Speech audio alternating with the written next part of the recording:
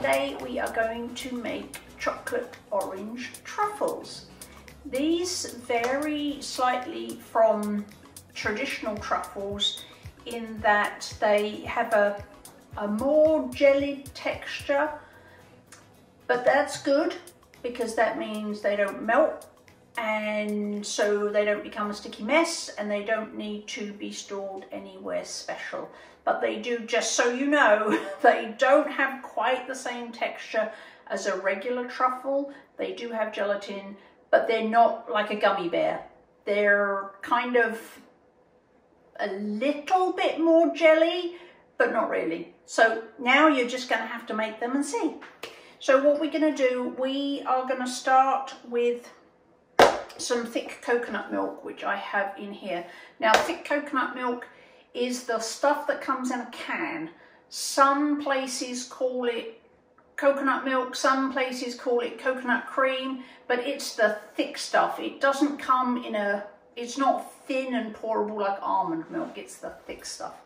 So I've got my coconut milk in here.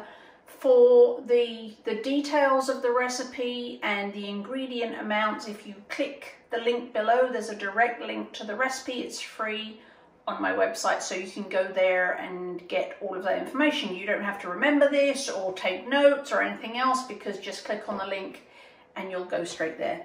So here we have the coconut milk, and here we have gelatin. Now, don't be scared of gelatin. Gelatin is awesome, and using it will make you a much better cook, because gelatin is kind of magical.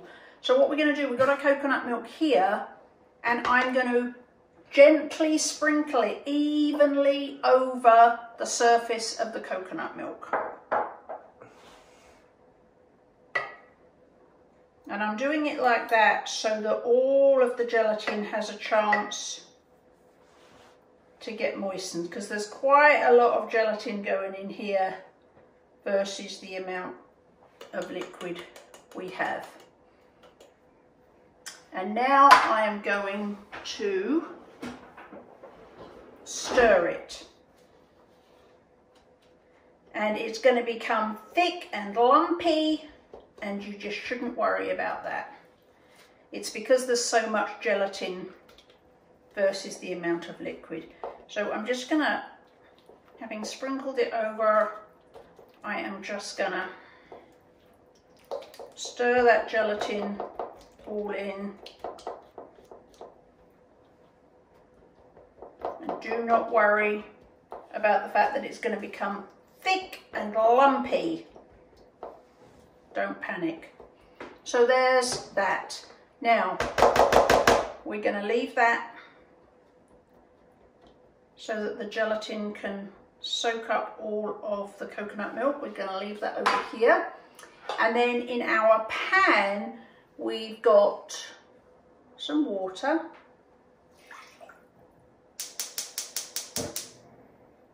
Everything heats better if you turn the gas on. We've got some water, and then we're also going to add our cocoa powder, and we're going to add our sweetener. I'll talk about that. And we're going to get our whisk, and we're going to whisk this well until the cocoa powder is all mixed in. It actually takes a minute. Cocoa powder doesn't just readily dissolve.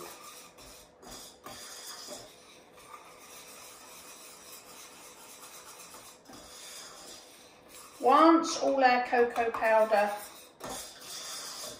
is mixed in, and by that I mean you can't see any of the powder anymore,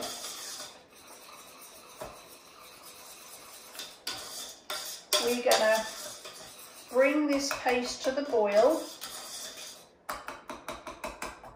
I'm just, that noise you're hearing, I'm just bashing all the lumps of cocoa powder. Cocoa powder can be a bit lumpy.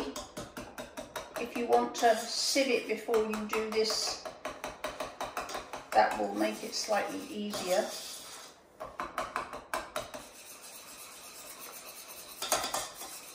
going to give it a big whisk here.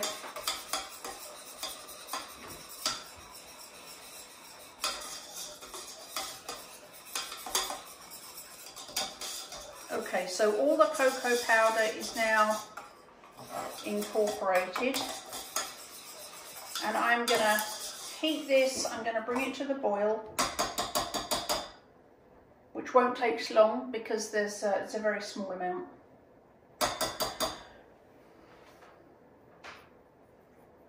Once it's boiling, I'm going to turn it off, take it off the heat.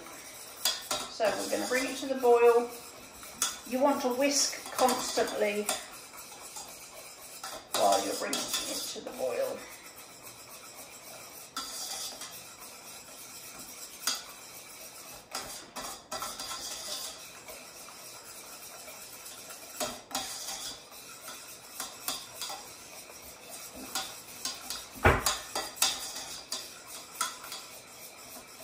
Sometimes it can be a bit tricky to see if something you're whisking is boiling because you're creating so much movement. So every once in a while, stop whisking and then you'll see if it's boiling.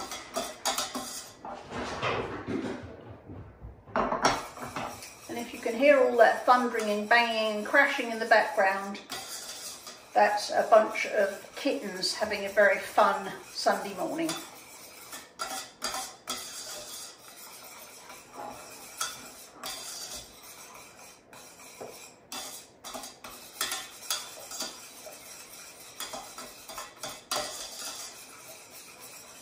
So while we're waiting for this to boil, sweeteners. My preferred sweeteners are xylitol, plain erythritol, and plain allulose. This recipe was originally developed with xylitol. In this particular one that you're watching me make now, I have switched that out for allulose. I don't recommend that you try this one with erythritol or an erythritol blend. The amount of sweetener in this recipe is quite high because of the amount of cocoa. So it is very possible if you use erythritol or an erythritol-based sweetener that you will have issues with the consistency, the texture of the final truffles. So I would recommend that you use either xylitol or allulose for this. If you are intent on using erythritol or an erythritol blend, just know that the texture might be off. Okay, so that has become, I don't know if you can see that, it's become thick and very glossy, and that is now boiling. I pretty much want to take a spoon and eat some of that right now. So we brought this to the boil, we've turned off the heat. Now what we're going to do, our lumpy coconut milk gelatin mixture, which is here in this bowl. You'll see how thick it's gotten. We are going to add that to our chocolate syrup that we've made.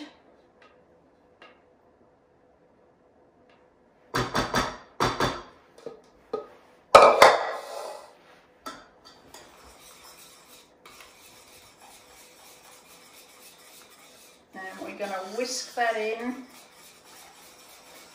and we're going to keep whisking until the gelatin coconut milk mix is completely dissolved, so no more lumps.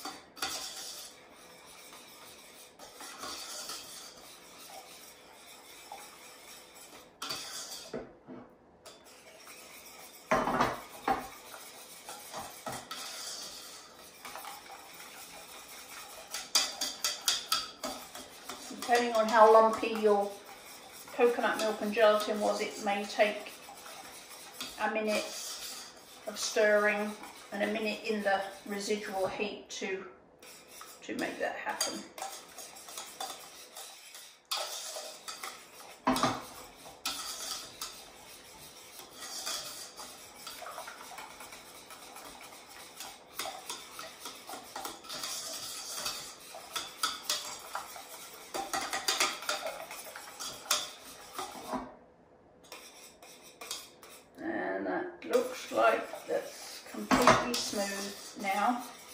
So now I am going to add my sea salt and my extracts.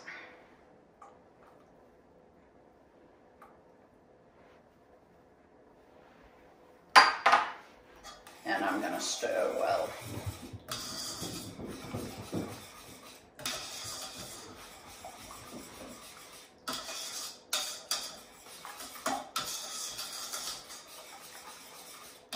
Now the last step, I hope you can see how easy this has been, more assembly than cooking.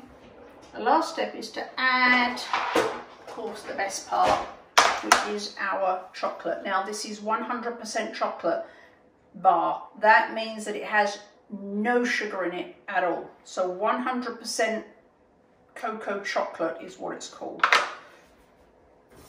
And we're going to get our chef's knife.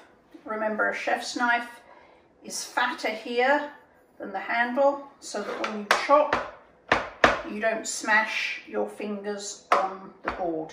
And that's handy because when you're chopping something like chocolate, you don't want to keep bashing your hand, I don't know if you can see that, bashing your hand down. So hold this hand at the point and just go over the bar. With a chef's knife, you're not going to be hitting your hand all the time. So you can also, if chopping's not your thing, or you don't have a chef's knife and you don't want to smash your hands, you can also grate the chocolate directly into your bowl. So that's another option.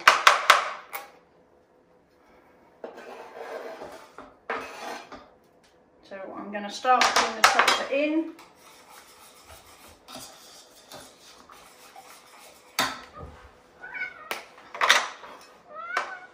That's a audio cameo of Ermintrude, the cat.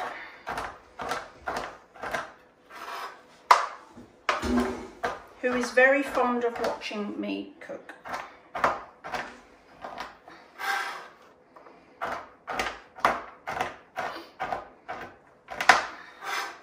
And if I had remembered to put a damp cloth under my chopping board here, I wouldn't be having this issue with the board sliding around.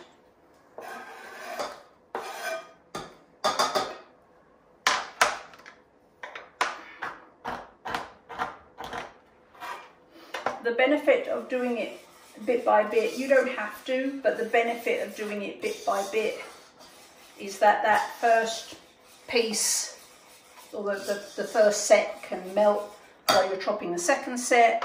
The second can melt while you're chopping the third. There's no benefit in this case to adding it all at once.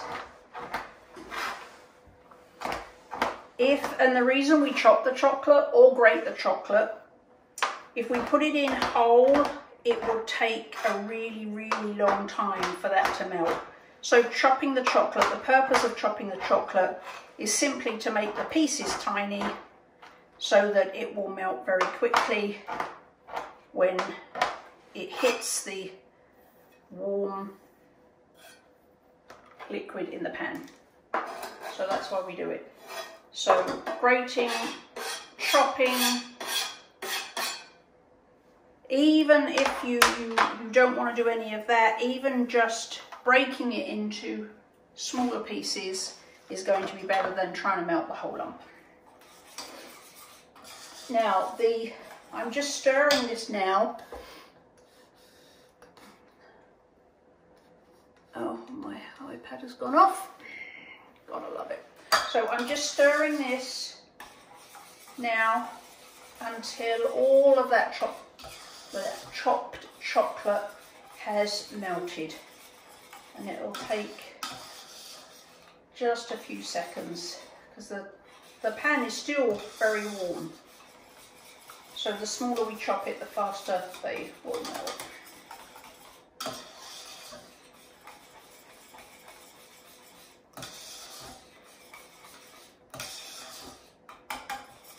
And when you consider, oh, I missed a bit. There we go. The quality and the flavour of the chocolate you use for something like this is going to make a material difference to the flavour. So I highly recommend buying the best quality chocolate that you can afford. My absolute favourite, and I will link below, is Valrhona. That's V-A-L-R-H-O-N-A. It's made in France. I actually, 100 years ago, when I was very young and selling chocolate in London or England, I actually worked for Valrhona. Valrhona is the best chocolate in the world. But it does come at a price. So Valrhona is my absolute favourite. It is top quality cocoa powder, top quality chocolate. If you have a Valrhona budget, I highly recommend that you go ahead and get yourself one. The difference is quite huge. Next on my list, and what I typically use to develop my recipes so that it's more budget friendly for virtually everybody, is Ghirardelli.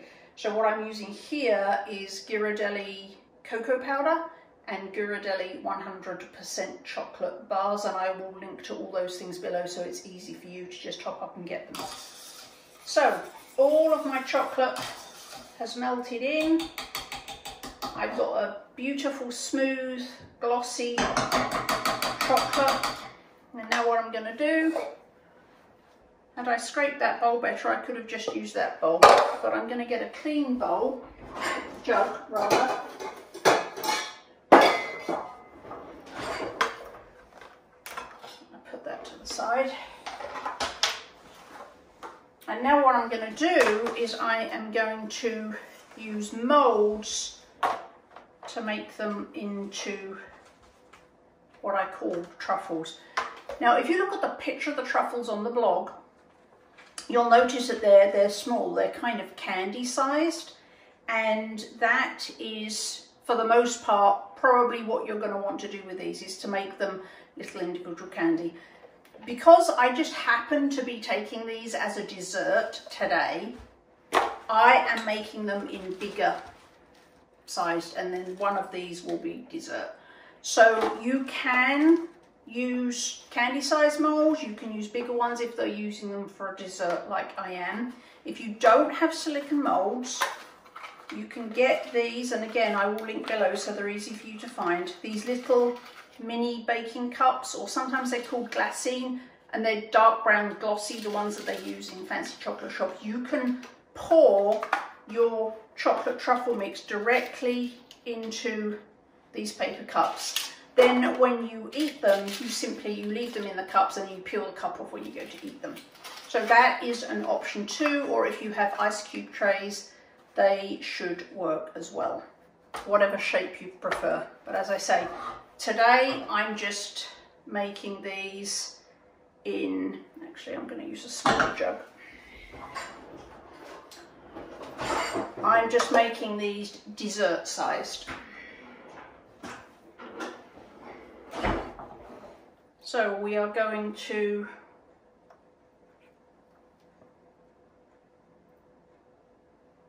pour, it's not quite all out, and then we're just going to pour our mixture into the molds, almost to the top but not quite, because it's a pain if they spill over.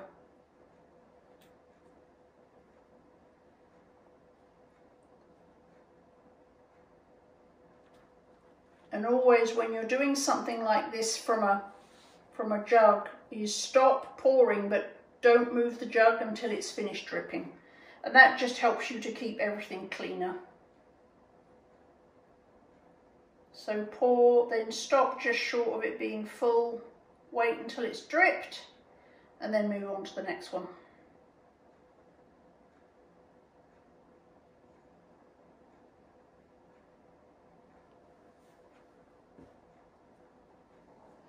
Now, if you get interrupted, if the phone rings, if something else happens, and I went a bit high on that one, and you find that your truffle mix is starting to set, you can simply return it to the pan, warm it over the lowest heat you can, stirring constantly, just for a few seconds, and it will re-warm it to a liquid consistency.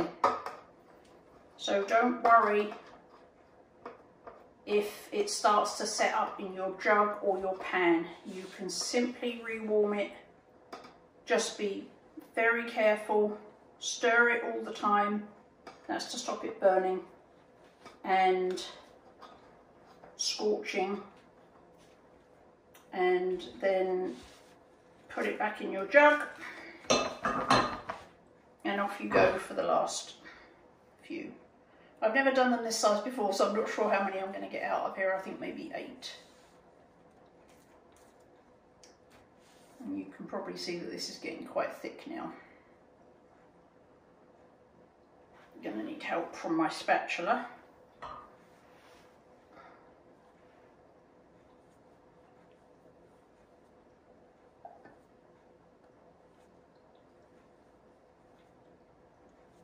The other thing you'll notice is that I have got my silicone tray, my silicone mould on a baking tray. And the reason for that is that once you've got your chocolate in here, you don't want to move this, but you need to move it into the fridge or the freezer. So put your silicone moulds or your baking cups on a baking tray first, then you can easily pick it up and move it around, slide it in the fridge, whatever you need to do with it. If you tried to pick up the actual mould before these were set, it would all fall out and you'd have a big mess. So put it on a baking tray first, because that makes it super easy to move around. The last little thing you want to do is you want to give it a little bang. I'm gonna deaden the noise by putting it on a tray. And I don't know if you can see because they're small, but we've got some air bubbles coming up. So this is kind of pastry chefing 202. This is the next level up. If you're a perfectionist, this is one of those little top tricks. If you just bang it gently, you will see any air bubbles rising to the surface. And then, if I could find, which I can't,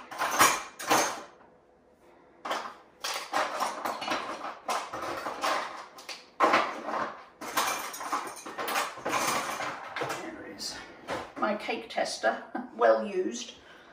If you bang and you see the air bubbles come to the top, then you can just poke the air bubbles so that you have a perfect finish. But that's entirely optional. You may not care about air bubbles, in which case you can just ignore this step altogether. But if you do want to get air bubbles out, that's the way to do it. And I'm using the tea towel just to stop it being loud and clanky.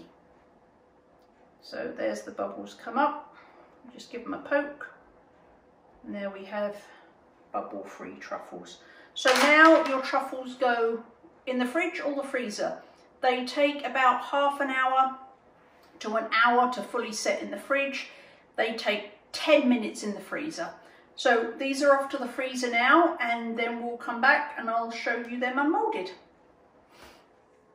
Hi everyone, I am back with our chocolate orange truffles.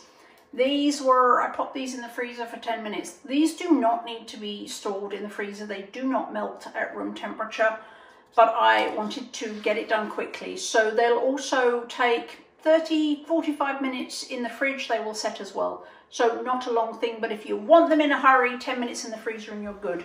So, because you just want them to set, you don't want them to freeze. So I've got my molds, my silicone mold, and I'm simply going to push, and there you have your very beautiful chocolate orange truffle. Now, the way to store these, now, as I said earlier, the reason I made these enormous is because I'm using these today as a whole dessert. So that will be one whole dessert. I typically make these candy sized, in candy sized molds, in which case you can eat, you know, maybe you just need one at the end of a meal to just, you know, round it out. Maybe you just need a little bit of extra fat for the day. These are a great thing. I just did them this size to have as a whole dessert. I recommend that you make them in smaller molds because it's easier to have two of the smaller ones than start with a big one and then end up eating the whole thing when that's not what you really need. So it's easier to scale up with smaller candy sized ones than it is this.